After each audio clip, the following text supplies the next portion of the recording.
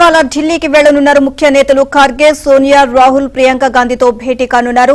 మంత్రివర్గ విస్తరణ, ఎమ్మెల్సీల ఎంపికతో సహా పార్లమెంట్ ఎన్నికల్లో వ్యవహరించాల్సిన అంశాలపై చర్చించనున్నారు.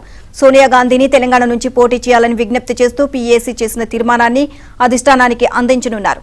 అలాగే కేంద్రం నుంచి రాష్ట్రానికి రావాల్సిన నిధులు తదితర అంశాలపైన కేంద్రంలోని ముఖ్యులను కలిసి వారితో చర్చించే అవకాశం ఉన్నట్లు తెలుస్తోంది. సీఎం రేవంత్ ప్రధాని మోదీ అపాయింట్మెంట్ కూడా కోరినట్లు తెలిసింది.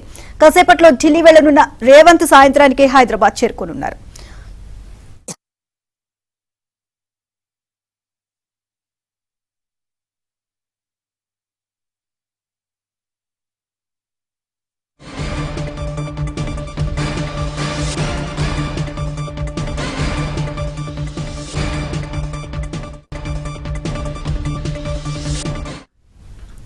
ఇదే అంశానికి సంబంధించి మరిన్ని అప్డేట్స్ మా కరెస్పాండెంట్ సిద్ధార్థ్ అని అడిగి తెలుసుకుందాం. సిద్ధార్థ్, రేవంత్ రెడ్డి ఢిల్లీ వెళ్లి అధిష్టాన పెద్దలతో చర్చలు జరపనున్నట్లుగా తెలుస్తుంది. అంతేకాకుండా ప్రధాని మోదీ అపాయింట్మెంట్ కూడా కోరినట్టు తెలుస్తుంది. అపాయింట్మెంట్ దొరికిందా? దీనికి సంబంధించి అప్డేట్స్ ఏంటి?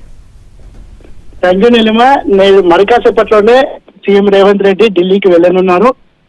ప్రమాణ స్వీకారం చేసిన తర్వాత మొదటిసారి ఢిల్లీకి వెళ్తున్నటువంటి నేపథ్యంలో ఇటు కాంగ్రెస్ పార్టీ పెద్దలైనటువంటి మల్లికార్జున ఖర్గే, సోనియా గాంధీ, రాహుల్ గాంధీ, ప్రియాంక గాంధీ, అదేవిధంగా కేసీ వేణుగోపాల్ ని రేవంత్ రెడ్డి కలుస్తారు.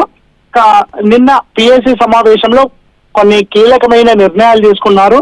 దాన్ని హైకమాండ్ కి చెప్పే అవకాశం ఉంది. దాంతో పాటుగా సోనియా గాంధీ తెలంగాణ నుంచి ఎంపీగా పోటీ చేయాలని పిఎస్సిలో ఏకగ్రీవ తీర్మానం చేశారు. ఈ తీర్మానానికి సంబంధించినటువంటి కాపీని సోనియా గాంధీకి అందివనున్నారు.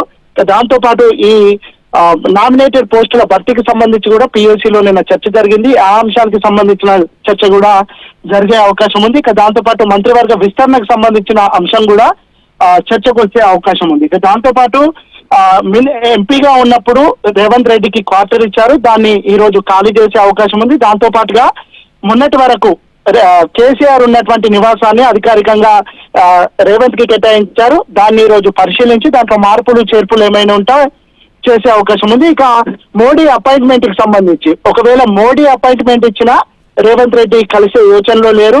ఒకవేళ అంటే ఒక ఫెడరల్ సిస్టమ్ ఉంటుంది, ఫెడరల్ సిస్టమ్ కి అనుగుణంగానే మేము పోతామని మొదటి నుంచి చెప్తా ఉన్నాడు. కానీ ఇప్పుడున్నటువంటి పరిస్థితుల్లో మోడీని కలిసే అవకాశం అయితే ఎట్టి పరిస్థితుల్లో లేదని చెప్పాలి. Thank you.